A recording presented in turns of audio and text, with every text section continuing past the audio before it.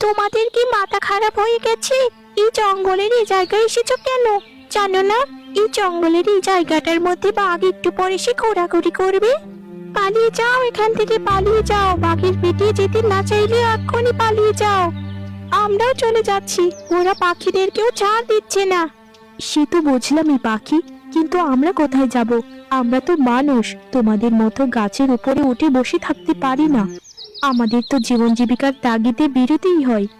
সে তো বুঝতেই পারছি, কিন্তু শোনো, আমি এমন একটা জায়গার খবর জানি যে জায়গাতে তোমরা খুবই নিরাপদভাবে বসবাস করতে পারবে।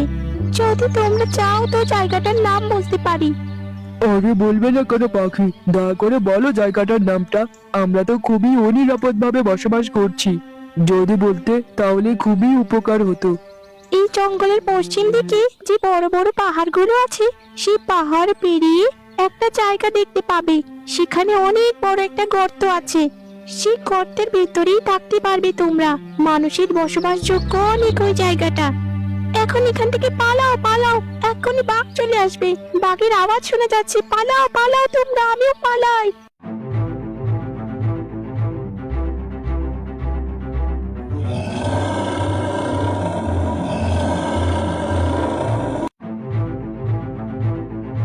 কতবার করে বলেছি যে জঙ্গলে যেও না, তোমরা জঙ্গলে যেও না।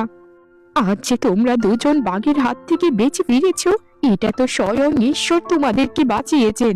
বাঘের পেটে যাওয়ার থেকে না খেয়ে মরে যাওয়া অনেকখানি ভালো, বুঝেছো? আর যদি গিয়েছো বাইরে তোমরা কখনো, তাহলে আমার থেকে খারাপ আর কেউ হবে না।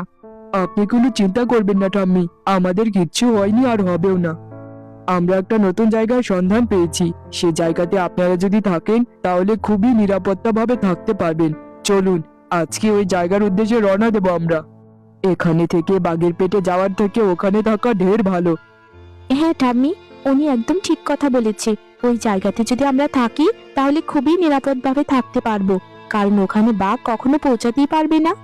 আর পৌঁছালেও ঠাহর করতে পারবে না, কারণ আমরা সবসময় দরজার মুখ লাগিয়ে রাখবো। দরজা বলতে ওখানটা একটা মাটির নিচের গুহার মতো। ওইখানটার মুখটা যদি লাগিয়ে রাখি সব সময়, তাহলে দেখবি বাঘ কোনোদিন আমাদের ধারে কাছে পৌঁছতে পারবে না। ঠিক আছে বাছারা, তোমরা যেটা ভালো মনে করো সেটাই করো। আমি তোমাদের সাথে যাব মানে যাবই। আমি না হয় আমার চিন্তা করি না, কিন্তু আমার যে একটা নাতিন আছে তার চিন্তাতেই তো ঘুমাতে পারি না গো। এই যে ঠাম্মি দেখুন, অবশেষে আমরা জায়গাটাতে পৌঁছেই গেলাম। এর ভেতরে একটা নাকি বসবাসযোগ্য জায়গা রয়েছে। এখানে যদি আপনারা থাকেন তাহলে নিশ্চিন্তে থাকতে পারবেন। কিন্তু এটার ভেতরে ঢুকবো কি করে? এই জায়গাটার গর্তটা তো অনেক গভীর, আর আমরা ঢুকে পড়লেও ঠাম্মি তো ঢুকতেই পারবে না।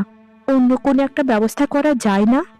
আমার যা কোমরের অবস্থা, যদি যাই এদিক দিয়ে তাহলে কোমরটা ভেঙে দুটুকরো হয়ে যাবে। তোমরা অন্য একটা ব্যবস্থা করো যেটা দিয়ে আমরা নামতে পারবো নিচে। আমি একটা বুদ্ধি পেয়েছি। নিচে নামার জন্য একটা মোয়ের ব্যবস্থা যে কোনো মূল্যে করতে হবে। আপনারা কিছুক্ষণ অপেক্ষা করুন, আমি জঙ্গলে গিয়ে কিছু বাঁশ কেটে এনে একটা মই বানিয়ে ফেলি ঝটপট। আচ্ছা ঠিক আছে, তবে সাবধানে যাবেন। আর পাশেই একটা বাঁশঝাড় আছে, আমি কিছুক্ষণ আগেই দেখতে পেয়েছিলাম।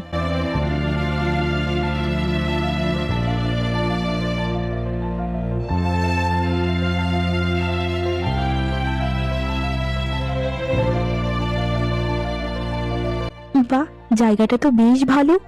এখানে তো নিশ্চিন্তে অনায়াসে থাকা যাবে। কিন্তু এখান থেকে খাবারের ব্যবস্থা কিভাবে করব সে চিন্তাতেই তো মাথায় কাজ করছে না। শুধু নিরাপত্তা থাকলেই হবে, পেটে তো খাবারও লাগবে।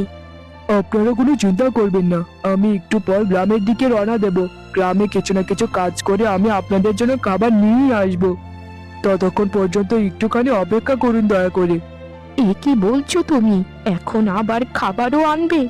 এটা কিন্তু ঠিক হচ্ছে না। যা করেছো অনেক বেশি করে ফেলেছো। আর কিছু করো না গো, তোমার এই ঋণ আমরা কি করে শোধ করব বলো? আপনারা আমার জন্য যা করেছেন তার জন্য যদি সারা জীবন আপনাদের গোলামিও করি তাহলে তার ঋণ শোধ করতে পারবো না। আমি যাই, কেমন? আপনারা এখানে একটু বিশ্রাম করুন।